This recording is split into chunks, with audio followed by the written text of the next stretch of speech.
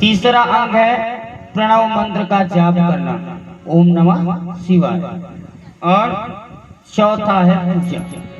4 अंगों सहित भगवान शिव की पूजा होती है, बाकी फिर पूजा सफल हो जाती है। अगर जो बिना, देखिए एक बात याद रखिएगा, आप किसी भी देवता की पूजा करिए, हम लोग गलती क्या करते हैं पता है? गलती ये करते हैं, पहले भगवान की पूजा करते हैं, फिर अपना टीका लगाते हैं। करते हैं कि नहीं करते? लेकिन शास्त्र कहता है देवम हुत्वा देवम यजेत, हम जिस देवता का यजन करने जाते हैं पहले अपना स्वरूप देवता जैसे बनाइए, फिर उसके सामने जाइए। पहले अपने आप को सुंदर स्वरूप में सजाइए। तिलक आपके कंठ मस्तक पे हो, कंठ में आप जिस भक्त के अगर भगवान राम श्याम कृष्ण को मानते हैं तो गले में तुलसी हो, शिव के भक्त हैं तो रुद्राक्ष हो, देवी के भक्त हैं तो रुद्राक्ष हो, रक्तमाला हो, मस्तक पे तिलक हो, शिखा बंदी हो, तब भगवान के सामने पूजन करने जाना चाहिए। भगवान भोलेनाथ की, अम्बे मैया की। इस प्रकार भगवान शिव अपने परिवार के साथ कैलाश में बड़ा आनंद ले रहे हैं। सूत जी, भगवान सुखदेव जी कहते परीक्षित, भगवान शिव जी अपने परिवार के साथ भगवान राम नाम के धुन में बड़े मग्न हैं। महाराज कहते परीक्षित, मैंने तुमको महाराज मनु की 3 कन्याओं का वंश सुनाया। अब तुमको उनके 2 पुत्र हैं, प्रियव्रत और उत्तानपाद। प्रियव्रत बड़े हैं तो पहले उत्तानपाद की कथा सुनाया। हम सभी उत्तानपाद, उत्तापानम पैर को बोला गया है, बाद उत्तानपाद। तो हम लोग जन्म लेते तो कैसे लेते हैं? हमारा भी जन्म पैर तो उल्टा ही ऊपर ही होता है, हम सभी उत्तानपादी हैं। तो महाराज बोले उत्तानपाद की 2 पत्नी थी, एक सुनीति और एक सुरुचि। महाराज सुनीति जी बड़ी रानी हैं, उनके कोई पुत्र नहीं था। राजा कहीं घूमने दूर अंचल गए और वहां भी एक विवाह कर लिया और लेकर आए। जैसे नगर में प्रवेश हुआ उतने में खबर मिली, महाराज बड़ी रानी 2 गर्भ से हो गई। अब राजा पड़ गया, अब क्या करूं? तो जो सुरुचि आई उसने कहा ये कौन है? राजा ने कहा मेरी बड़ी पत्नी है। बोले अगर ये रहेगी तो मैं नहीं रहूंगी। तो राजा रानी के कहने पर, सुरुचि के कहने पर महाराज उत्तानपाद अपनी पत्नी को एक नगर में ही कुटिया बनवा दी, वहां रहने को दे दिया। यहाँ अपने रानी के साथ निवास करने लगे। कालांतर समय बढ़ता गया। समय आने पर महाराज सुनीति जी के यहाँ एक सुंदर बेटे का जन्म हुआ, जिसका नाम पड़ा ध्रुव जी महाराज।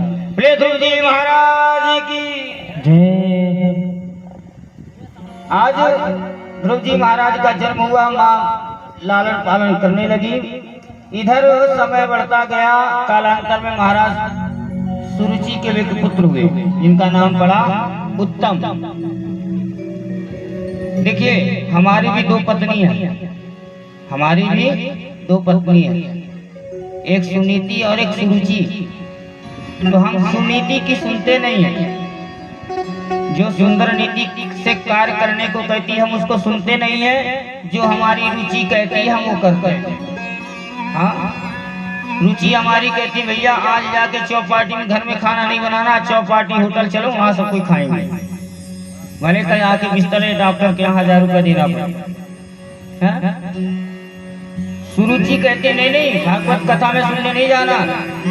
घर में गर्मी बहुत है, घर में कूलर एसी चालू करो, घर में पड़े रहो, रिमोट से चैनल बदलते रहो। बहुत कथा की आवाज माइक से ही आ रही है। सुरुचि कह रहे, सुरुचि कह रहे नहीं नहीं, आज कहीं बाहर चलते हैं घूमने। सुरुचि जो कह रही, कान हमारे आंख कह रही सुरुचि के जाने नहीं, कथा में क्या देखेंगे, चलो कोई फिल्म लगाओ, देख रहे हैं। लेकिन सुनीति जो कह रही हम उसको नहीं मानते। सुनीति अगर कह दे और मान ले तो हमारा जीवन धन्य हो जाए। महाराज आज अपने माँ का लालन पालन देखकर महाराज ध्रुव जी बड़े हुए। एक दिन ऐसा समय आया, बच्चों के साथ खेल रहे थे। बच्चों ने कहा, ध्रुव तुम जानते तुम्हारे पिता कौन है? बोले नहीं। बोले तुम्हारे पिता इस नगर के राजा हैं, तुम महाराज के पुत्र हो। उनका पुत्र हूँ? बोले हाँ। आज महाराज अपने पिता के मिलने के भाव में उमेड़ आ गई और ध्रुव जी महाराज पहुंच गए महल। राजसभा में बैठे महाराज, उत्तानपाद उनकी रानी सुरुचि, और जाकर ध्रुव जी महाराज पिता के गोद में बैठे। लेकिन रानी ने उतार दिया, झटकार दिया कि तू इस गोद में बैठने का अधिकारी नहीं। रो पड़ी। क्रोध से छोटा बच्चा है, उसको डांट दो, क्रोध से आंखें लाल हो जाती, भौहें टेढ़ी हो जाती, श्वास गरम गरम निकलने, बच्चा है, बोध है। महाराज बोले अगर बेटा तुझे इस गोद में बैठना है तो तुझे दो काम पहले करना पड़ेगा। बोले क्या? बोले सबसे पहले तो तुम्हें मेरी भगवान की तपस्या करो और भगवान से वरदान में मांगो कि मुझे माँ सुरुचि के गर्भ में भेज। फिर जब मेरे गर्भ से जन्म लोगे तब तुम्हें जो है इस गद्दी में बैठने को मिलेगा। ऐसा कह दिया। अब वो महाराज ध्रुव जी रोते हुए आए, माँ से बताया। देखिए माँ की भूमिका बहुत बड़ी होती है बच्चे को निर्माण करने में। माँ ही संसार की निर्माता है, इसलिए माँ का ऊंचा नाता है। माँ चाहे तो बालक को क्रूर या कायर बना दे, माँ चाहे तो जीजाबाई बनकर शिवासासुर बना दे। माँ ही संसार की भाग्य विधाता है, इसलिए माँ का ऊंचा नाता है। तू सीता है वाल्मीकि की रामायण की प्रेरणा, तू सीता है वाल्मीकि की रामायण की प्रेरणा। द्रौपदी सुभद्रा कुंती सुभद्रा द्रौपदी ऋषि व्यास की वंदना। कर्मवती तो पद्मनी हो पथ, कर्मपथ की गामनी, तप त्याग की प्रतिमा हो तुम, बुद्ध की यशोधरा। मैथिली की तो उर्मिला, बुद्ध की यशोधरा। काव्य के उपन्यास में, काव्य के विनोद में पलता रहा है भविष्य सदा तुम्हारी गोद में। ये माँ है। माँ जो निर्माण बच्चे का करती है वो पिता नहीं कर सकता। क्यों? क्योंकि पिता दिन सुबह घर से निकला दो रोटी की व्यवस्था में तो लौट कर शाम को आता है। लेकिन याद रखना माँ जो होती है बच्चे की हर प्रथम गुरु माँ को इसलिए कहा गया है क्योंकि माँ ही भाग्य विधाता है। अगर माँ चाहे तो बालक को जीजाबाई बनकर शिवासासुर बना दे, या माँ चाहे तो कायर या क्रूर बना दे। इसलिए बड़ी सुंदर सी वंदना एक महात्मा जी ने किया, उसका बड़ा भाव अर्थ है कि तू सीता है वाल्मीकि की रामायण की प्रेरणा। माँ की उपाधि बताया है, माँ के लिए कहा है कि तू सीता है वाल्मीकि की रामायण की प्रेरणा। कुंती सुभद्रा द्रौपदी ऋषि व्यास की वंदना। कर्मवती हो पद्मनी, तू कर्मवती हो कर्मपथ की गामनी, तप त्याग की प्रतिमा हो तुम। मैथिली की उर्मिला। बड़ा सुंदर भाव बताया। पलता रहा है भविष्य सदा तुम्हारी गोद में। ये माँ की भविष्य हर माँ की गोद में पलता है, बस माँ को समझदारी से काम करना है। हमारा शास्त्र कहता है बच्चे को अगर भविष्य बनाना है, छोटा पेड़ जो होता है कोमल होता है, उसे जिस तरफ आप चाहेंगे तो मोड़ सकते हैं, लेकिन जब वही पेड़ बड़ा हो गया अगर आप मोड़ना चाहे तो मुड़ेगा नहीं, टूट जरूर जाएगा। मेरे भाई बहन साहब, आज हमारे बच्चों पर संस्कार विहीन है, हमारे बच्चों में संस्कार नहीं। माता पिता कहते हैं बेटा तो अगरबत्ती जला लिया करो, बच्चा सुनकर इग्नोर कर देता है। क्यों? आप लोग बैठे, आप लोगों को जमाने में कोई बच्चा पिता के सामने कुर्सी में नहीं बैठता था, सामने नहीं आता था। और तो और आप लोगों ने अपने पिता के सामने अपने बच्चे को गोद में नहीं लिया होगा। क्या मर्यादा थी साहब? आज की मर्यादा क्या है? पिता माता बैठे, बच्चे शराब का बॉटल लेकर आ रहे हैं, पी के आ रहे हैं। माँ कुछ कहती, माँ को डांट रहे, पिता क्या कहता, पिता की बातों को सुनना नहीं। क्या संस्कार है, क्यों ऐसा हो रहा पता है? इसका कारण क्या है? कोई कारण और नहीं, इसका कारण हम ही लोग। अगर बच्चा छोटा था तो उसको हमने इतना लाड़ प्यार दिया, हमारा शास्त्र कहता है कि 5 वर्ष लाड़े, 5 वर्ष तक के बालक को आप खूब लालन पालन करें, खूब प्यार दीजिए। और 10 वर्ष तक उसको ताड़े यानी देखना, उसके संस्कार, उसकी दिशा दशा। और फिर 16 वर्ष का जब बालक हो जाए तो समझ जाइएगा मित्र समाज से, मित्र के समान उसके साथ व्यवहार कीजिए। आज का समय ये आ गया महाराज, माता पिता अपने नौकरी करने के चक्कर में शिशु को जन्म तो दिया, लेकिन बच्चे का पालन करने के लिए एक आया लगा के रखते हैं। कई बार न्यूज में देखने को मिला, अभी कुछ 2025 में कुछ समय पर भी एमपी की घटना थी, इंदौर की घटना मिली कि माँ बाप को इतना समय नहीं कि बच्चे की सेवा कर सके। याद रखिए, जो बच्चा जन्म से जिसको देख रहा सेवा करते तो उसको माँ बोलेगा कि आपको, माँ उसको बोलेगा जिसको वो सेवा करते देख रहा है, माँ आपको नहीं बोलेगा। तो हम बच्चे का बौद्धिक विकास करने की जो क्षमता माँ पर होती है, माँ बच्चे का विकास करने की जो क्षमता माँ पर होती है, वो पिता नहीं कर सकता।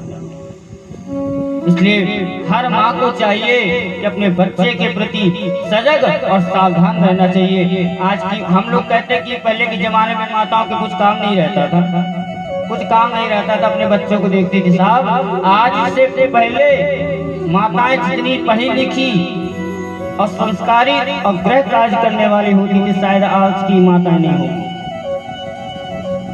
क्या समझते हैं द्रौपदी जी को, क्या समझते हैं सुलभा जी को, क्या समझते हैं गार्गी जी को, क्या समझते हैं अनसुईया जी को, क्या समझते हैं हम मैत्री जी को, क्या समझते हैं उर्मिला जी को? क्या बच्चों को उन्होंने संस्कार नहीं दिया होगा? क्या वो कम पढ़ी लिखी होंगी? क्या उनके पास कार्य नहीं रहा होगा? आज के समय पे माताओं को ये बात जरूर है, कहे कि एक हाथ का घूंघट डाल लिए। ये घूंघट डालने की परंपरा कब से चली? कहीं शास्त्र में नहीं लिखा कि सीता जी ने दशरथ जी को देखकर के सिर ढका हो, कहीं नहीं लिखा कि रुक्मणी जी ने देखकर वसुदेव जी को सिर ढका हो। हमारी माँ बहनों ने कब से पल्लू डालना स्वीकार किया? बोले जब से हमारे भारत में दुष्ट दुराचारियों का आगमन हुआ, हमारा देश गुलाम हुआ, तो अपनी हमारी बहन बेटियों ने अपने आबरू को बचाने के लिए पल्लू को ढका, प्रथा चल गई। साहब, आप पल्लू तो 2 हाथ का डालो, लेकिन ससुर को आप पल्लू के अंदर से गाली दे रहे, तो क्या आपका पल्लू डालने का मतलब है? सम्मान तो नजर का होता है, इसलिए कहते हैं सिर को नरम रखो, सिर को नरम रखो, आंखों में शर्म रखो, मुख को भी नरम रखो, हाथों में कर्म रखो, जेब को गर्म रखो, जेब को गर्म रखो, आपका जीवन धन हो जाएगा। क्या क्या बोले? सिर को नरम यानी ठंडा, आंखों में शर्म, सम्मान होता है आंखों से, आंखों में शर्म रखो, मुख को भी वाणी को भी नरम रखो, हाथ में कर्म रखो, जेब को गरम रखो। गरम का मतलब अपनी आवश्यकता के अनुसार 2 पैसे का संचय करके चलिए, खर्च करके चलिए। समय आने पर पुस्तक में सीमित विद्या और दूसरे के पास रखा हुआ धन कभी आपके काम नहीं आएगा, याद रखिएगा। अगर आपको विद्या का उपयोग आपको विपत्ति समय कार्य करना है, क्योंकि परदेश में आपके 2 ही साथी होंगे। अगर आप घर से निकले हैं बाहर तो 2 ही साथी हैं आपके। कौन कौन? बोले विद्या और धन। अगर विद्या पुस्तक तक सीमित है तो आपके काम नहीं आएगी। धन अगर आपका किसी और के पास रखा है तो आपके काम नहीं आएगा। इसलिए माँ को चाहिए कि बच्चे को सुंदर संस्कारितवान कराना चाहिए। हर बच्चे को, हर माँ बाप को अपने बच्चों को अपने भारतीय संस्कृति के जो हमारे सनातन वैदिक सनातन धर्म के ग्रंथ हैं उनका अध्ययन पाठन कराना चाहिए।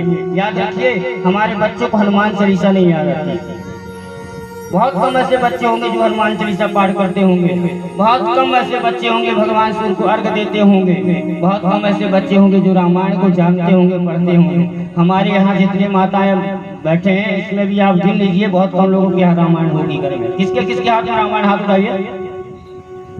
ये देखिए,